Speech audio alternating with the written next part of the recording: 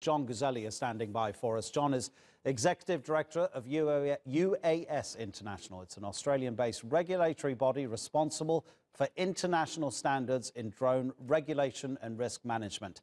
Interestingly for us, John, you're also a former air traffic controller. Shall we start with the drone?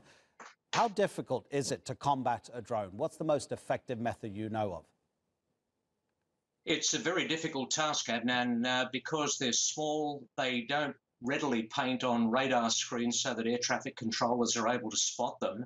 And what's even worse is the fact that aircrew cannot see them, particularly so close to the ground. The worst case scenario would be an aircraft approaching Gatwick Airport in low cloud, emerging from cloud at perhaps 300 feet above the runway and having something in the order of 6 or 7 kilograms of mass staring it right in the face. We saw adequate example of this in New York on the Hudson River with US Air ingesting Canada geese.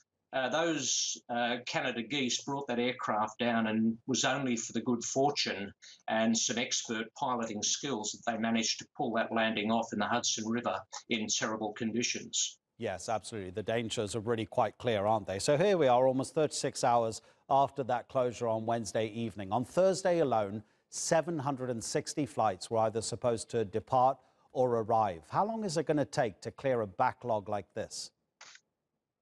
It will take quite a long time because, as your previous correspondent indicated, the knock-on effect, the aircraft are scheduled quite tightly to go from A to B and then to C and then to D. If they don't arrive at a certain time, then another series of passengers are delayed.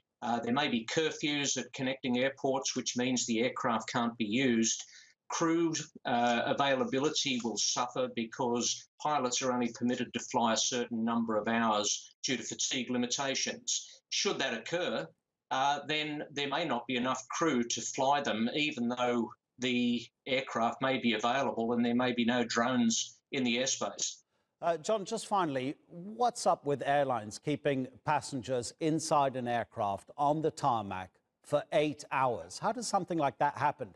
Yesterday, Sarah Morris in London was saying that one passenger on one of those planes, he said he was a terrorist because he knew police would come onto the flight and that people would have to get off. He was that upset. Well, that's a unique way of trying to get off the aircraft, but unfortunately I'm not at liberty or even aware of the individual airline procedures for that. The natural position would be, if it's a minimal delay, they'll attempt to keep them on, because trying to recapture them afterwards and bring them back on board the aircraft, potentially through security and other processes, can be quite a difficult task.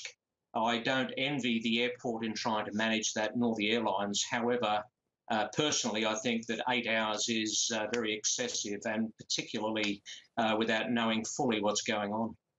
John, really appreciate your taking time to speak to us on TRT World. Thank you very much indeed. John Guselli in Sydney.